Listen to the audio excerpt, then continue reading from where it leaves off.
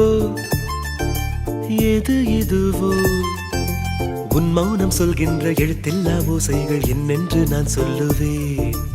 இது அதுவோ இது அதுவோ சொல்லாத சொல்லுக்கு இல்லாத வார்த்தைக்கு ஏதேது அர்த்தங்களே. பெண் தோழன் நான் ஆண் தோழி நீ நட்புக்குள் நம் காதல் வாழும்.